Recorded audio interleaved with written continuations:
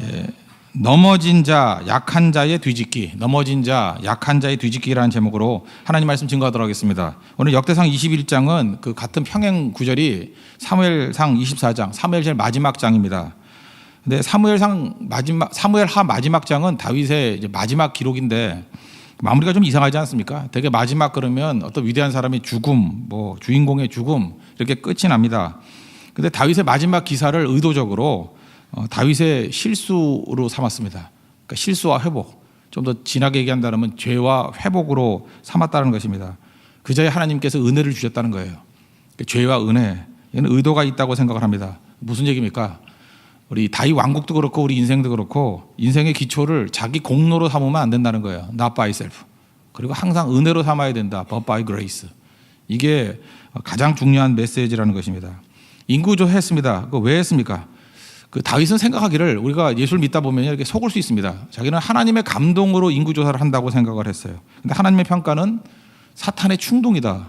이게 반대라는 것입니다. 오늘 역대상 21장 1절 보니까 사탄이 일어나 이스라엘을 대적하고 다윗을 충동하여 계수하게 하니라. 영적 메시지가 있다고 생각을 합니다. 하나님은 진노하고 있는데 다윗은 몰랐다는 거예요. 하나님이 감동하고 있을 거다 이렇게 생각을 했다는 것입니다. 영적 무지죠. 우리도 그럴 수 있다는 것입니다. 내가 하는 일들이 하나님이 나를 기뻐하시고 지금 우리가 하는 일들을 너무너무 기뻐하실 거야 이렇게 생각을 하는데 하나님은 진노하고 계실 수 있다는 거예요. 영적 무지입니다. 누구도 이렇게 될 수 있다는 것입니다. 오늘 이걸 살펴야 된다는 거예요. 첫 번째 살필 얘기는 이겁니다. 인구 조사의 동기가 뭐냐? 카운팅하는 게 뭐 나쁜 거냐? 민수기도 있는데 자기 신뢰기 때문에 그렇습니다. 그죠? 자기를 믿는 거, 에고를 믿는 거. 그래서 2절을 보니까 그 부엘사바에서 단까지 이거는 단은 제일 꼭대기가 부엘사바에 미치거든요. 우리 한국식 표현이죠. 대위법이라고. 백두에서 한라까지. 이스라엘 전역의 숫자를 계수하고 내게 보고하라. 수요를 알게 하라. 이유가 무엇입니까? 하나님이 얼마나 복을 주셨냐 그게 아니고 자기를 과시하기 위한 거예요. 얼마나 내 백성의 숫자가 많은가 자기를 과시하고 자기를 자랑하고 자기를 신뢰하게 위한 것입니다. 다시 말해서 하나님의 뭐 말로는 그랬겠죠. 하나님께서 우리에게 부어주신 축복이 얼마냐. 근데 속으로는 그 내가 얼마나 강한 왕이 되었는가 그거를 계산하고 있었다는 것입니다. 그러니까 인구조사의 목적이 뭐냐? 군사력을 알아서 자기 힘을 체크하고 싶었다라는 거예요. 그리고 그거를 의지하려고 했다는 것입니다. 이 성경을 보면 캐릭터가 나오는데 요압은요 좀 멍청한 캐릭터입니다. 요압 장군이 뭐 어제 말씀을 살폈을 때는 굉장히 이렇게 요압의 리더십이 중요하다 그러는데 성경 거기밖에 없어요. 그것 빼놓고 나머지 전체는 다 멍청이의 대명사가 요압이에요. 그래서 서양 사람들 이름 가운데 요압이라는 이름 들어봤어요? 없습니다. 이건 멍청한 사람의 대명사고 영적으로 둔한 사람입니다. 영적 민감성이 없는 사람이에요. 근데 여기에 요압의 얘기를 들먹이잖아요. 3절을 보니까 요압이 뭐라 그러냐면 하나님께서 100배 축복 내려주시길 원합니다. 이렇게 상처받을까 봐 얘기를 해주고 근데 어찌하여를 두 번 얘기하잖아요. 어찌하여 이 일을 명령하셨습니까? 어찌하여 이스라엘로 범죄케 하나이까?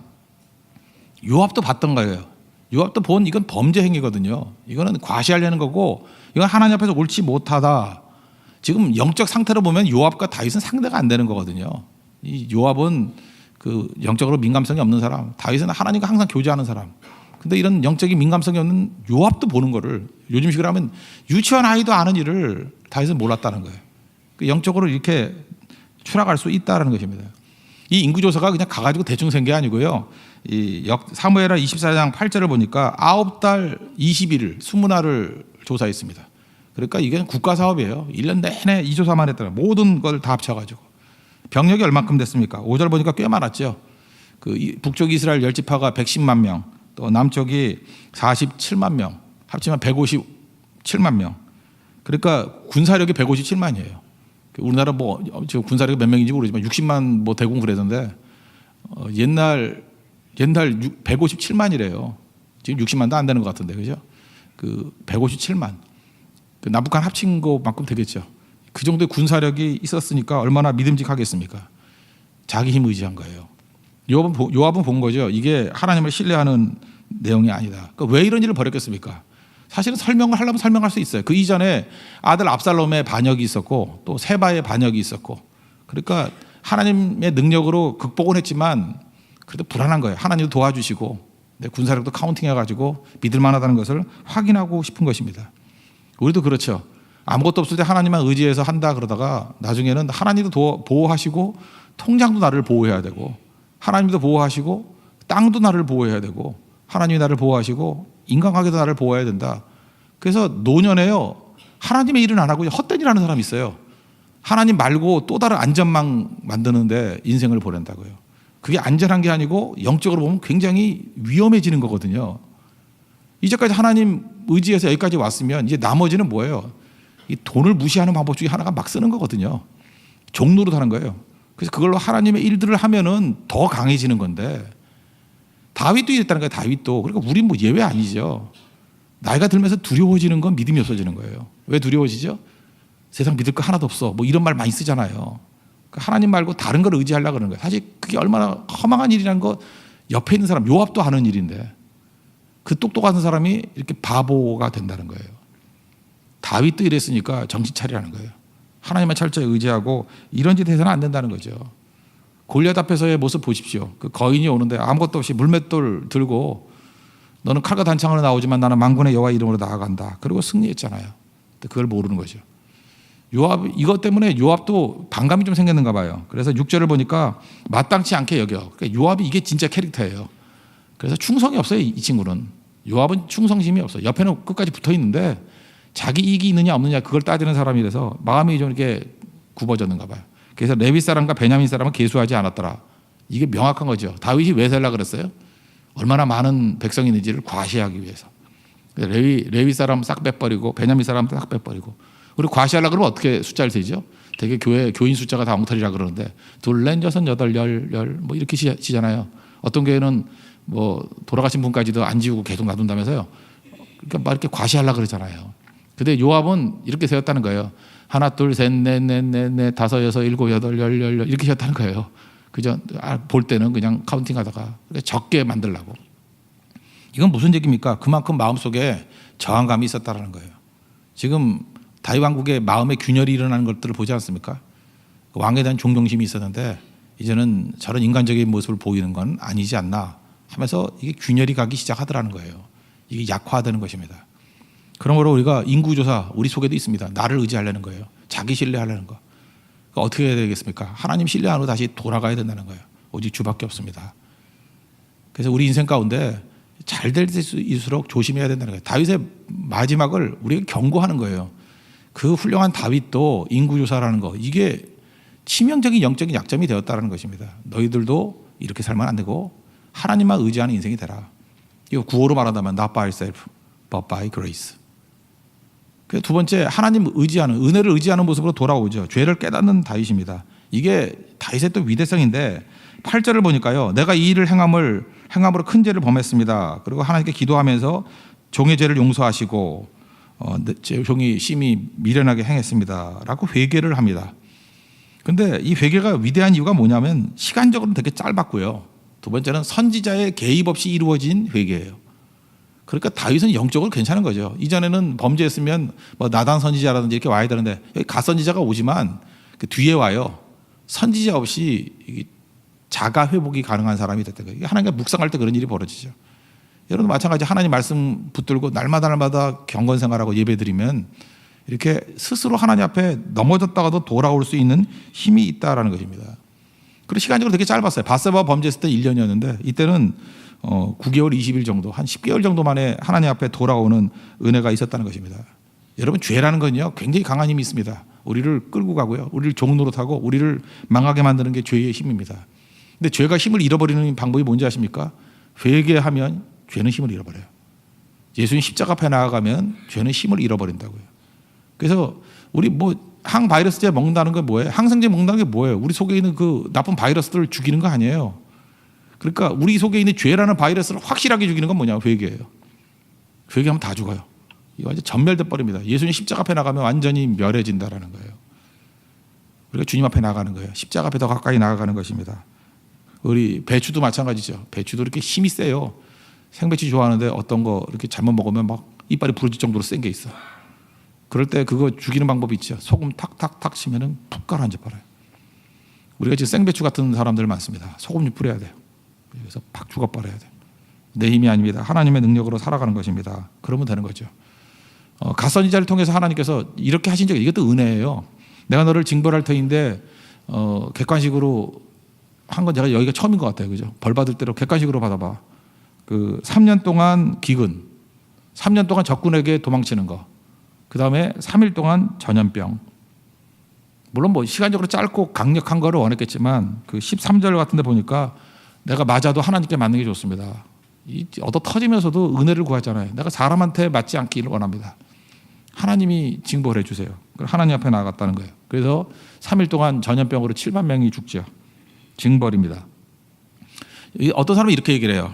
그거 보라고. 성경 정신이 인간부 아니냐고. 죄를 지면 반드시 대가를 치른다고. 그러니까 이 신약과 구약이 다른 거다 이렇게 얘기를 하는데 그렇지 않습니다. 우리가 죄가 있습니다. 죄값을 치렀어요. 근데 이게 다윗이 치른 겁니까? 아니에요. 우리의 죄값은 예수님이 치른 거예요. 우리가 죄져도 내가 이렇게 고생한다고 내가 죄값 치르는 거 아니에요.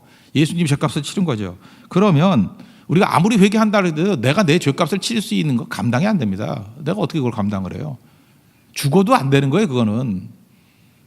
예수님께서 값을 치르셨는데 그러면 이렇게 범죄를 해가지고 회개했는데도 불구하고 셋 중에 하나 골라라고 말하시는 이유가 뭘까요? 하나님께서 다윗을 답답함으로 이끄시기 위해서 그런 거예요. 그러니까 율법주의자들은 그 앞까지밖에 못 보는 거예요. 하나님께서 왜 세 가지 중에 하나를 고르라 그러냐면 이때 다윗이 얼마나 갈등이 있었겠어요. 답답함이 있겠어요. 내 잘못 때문에 이 7만 명이나 죽는구나 하면서 답답함이 있죠. 영적 답답함. 여기서 영적 목마름이 생기는 거예요. 그래서 여기 사실은 뭐 재앙 끝나면 끝나는 거 아니에요. 근데 거기서 끝나는 게 아니라 하나님의 계획은요. 우리가 넘어졌다가 일어서는 걸로 끝나는 게 아니라고요. 더 큰 은혜의 자리를 이끄시기 위해서 우리를 하여금 답답함으로 이렇게 이끄시는 거예요. 답답함으로. 그걸 영적인 세계를 모르는 사람은 인과응보로 보이는 거예요. 저봐 죄 짓던 자도 터지는구나. 그 속에서 지금 역사가 벌어지는 거예요. 답답해가지고 하나님 앞에 엎드리잖아요. 그래서 더 큰 은혜를 누립니다. 이거 지금 여러분 지금 이 인구조사에서 얻어 터졌다 이것만 보시는 분들은 성경에 이게 1% 보는 거예요. 뒷얘기가 더 중요한 거거든요. 하나님께서 이 죄를 속죄하기 위해서 하신 일이 뭐냐면 오르난의 타작마당을 사라는 거예요. 오르난의 타작마당. 그래서 거기서 번제, 제사를 드리라는 거예요. 예배를 드리라는 거예요. 그럴 때 하나님께서 사해 주신다. 이게 그 자리가 어디예요? 오르난의 타작마당이 어디예요? 이 역대 하르라고 3장 1절에 솔로몬이 성전 지을 때 나오거든요. 역대하 3장 1절에 나와요. 그게 모리아산이에요. 아브라함이 이삭 바치던 자리. 그리고 이 자리에서 오르난의 타작마당.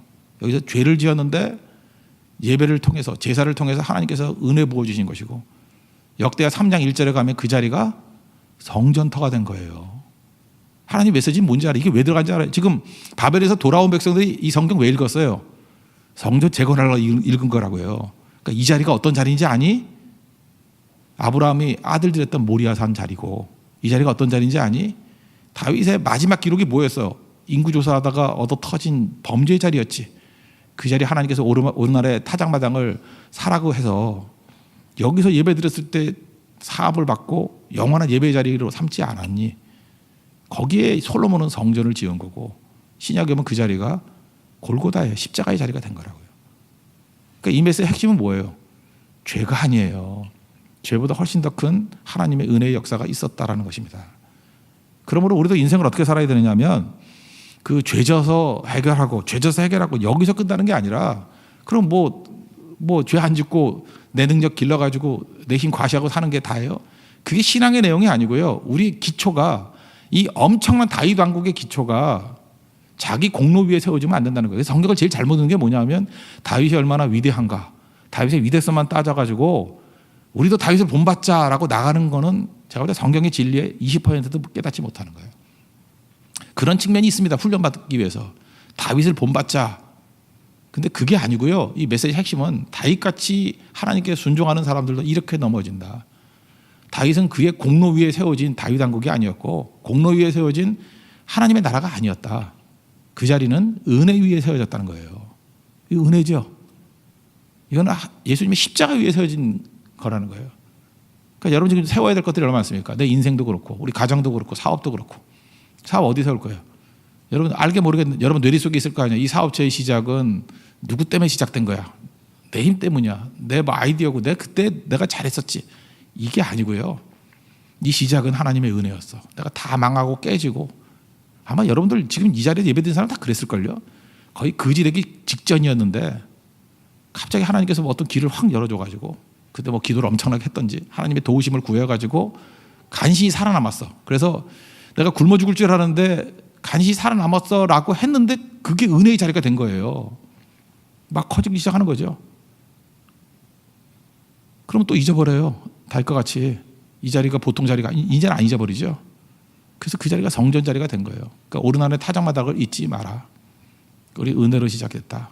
그죠? 우리를 불쌍히 여기신 하나님의 은혜로 시작했다. 우리 사람 의지하는 거 아니야. 지금 바벨론의 포로에서 돌아온 백성들에게 이걸 또 강조하고 있는 것입니다. 우리 여기서부터 시작해야 된다라는 거예요. 그럼 하나님께서 은총 가운데 이렇게 세워주신다는 것입니다.